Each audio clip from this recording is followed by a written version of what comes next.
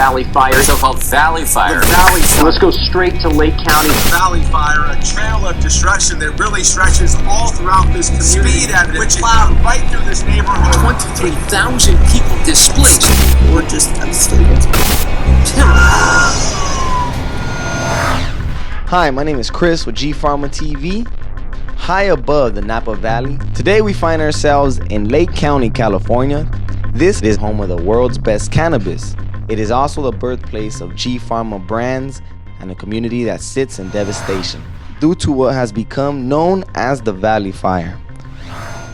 It wasn't until the 1960s where a few growers rediscovered the area's grape growing potential, and during the 1970s, cannabis cultivation was also discovered with its perfect temperature and humidity. Some of the local growers we spoke with say that you can literally throw in a clone on the ground and come around October harvest, you will have a huge marijuana tree full of buds. But here we had really good sun, about 10-12 hours of sun every day. So they were monsters. It's where we had all the babies. It was a 15-foot greenhouse. As you can see, there's still lights, tarp matter burnt together here on the ground. But the fire really did weave through this area like a snake. You know, it didn't bum rush and go straight through any particular part like you would have expected. The firefighters were up here fighting it hard, and it was one of the fastest spreading fires in California history. This is my old living room. It's where I met a lot of good people. And it was horrible too, because even after the fire started and people got out of here, there were people coming up before the fire was even out to try and loot homes, and there were people restarting the fire to try and loot homes to keep everybody evacuated. So it's been really devastating. True colors really come out when something like this happens. You know, you get to see the real bad people or the real good people, the people that are really coming and trying to help the community. And then you got corporations doing us dirty by coming down. As you can see, a lot of these trees aren't even burnt.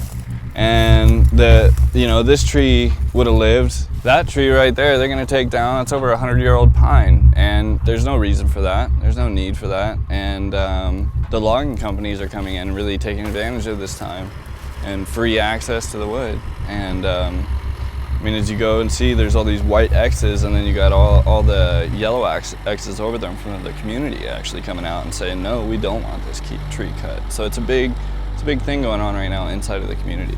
People aren't even here to tell them no. They're not even allowed back on their land yet to tell them no. So they don't have any options. Like here, we might get booted out right now. Lovey's Garden is the epicenter for the town's growers to get their garden supplies. And with the new ordinance passed in 2014, they saw a tremendous exodus of cannabis cultivators heading to Oregon, Washington, and other areas where farming cannabis would be less restrictive. They couldn't foresee the town's economy dipping any further until September 12, 2015, due to what has become known as the Valley Fire. People are scared and they've lost their homes. They are losing their rentals. You know, the Valley Fire that started on September 12th really affected us personally. It's burned over, I want to say it's close to 200,000 acres that it's burned between the three fires.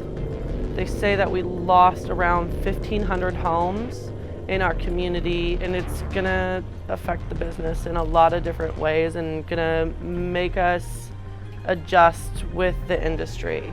So it'll be interesting to see what happens.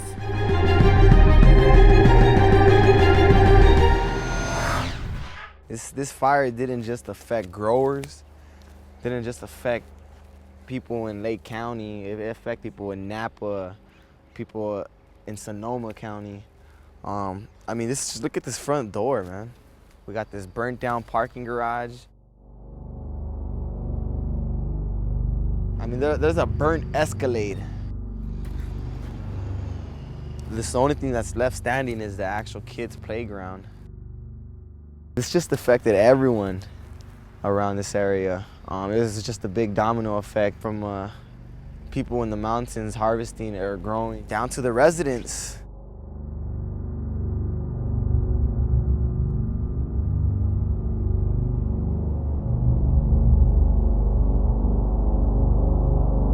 Who once called this home.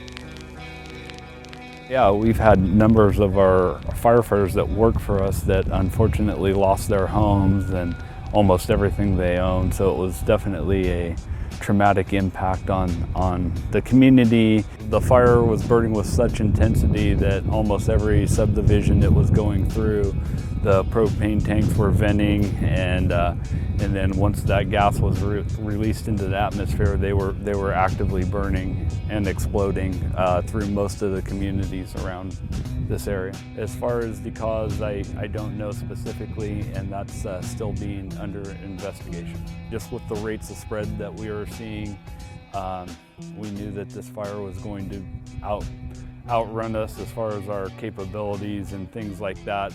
There was really nothing we could do as far as containing this fire other than try and protect life and property and save the homes we could. And mostly our biggest concern was just trying to get people evacuated and get them to a safe spot.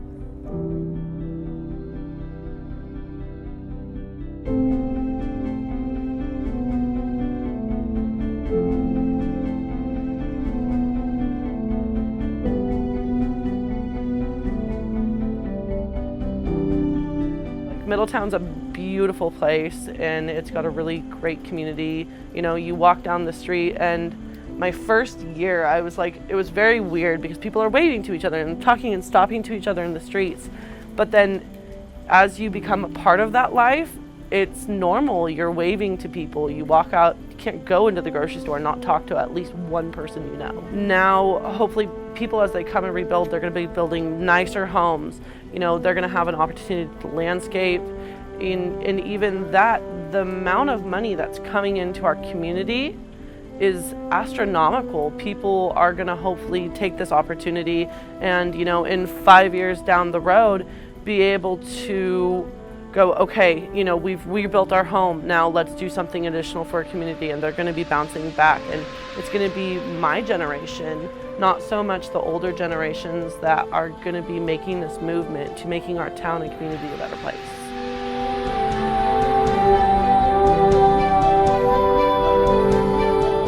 I just spent the whole day up here in Lake County, California, and I got to see the whole Valley Fire aftermath for myself. And I've never been to Lake County.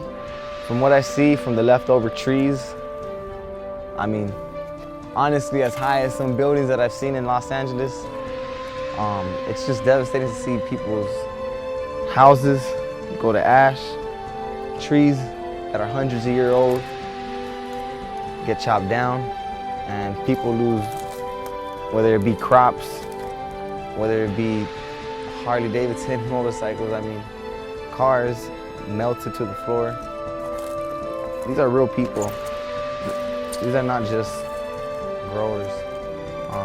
This is just picture everyone on your block and look at every single house, every family, every car, and just picture that just torched up to the ground. For everyone in Lake County, peace and love. This is Chris with FarmaTV. Thank you very much.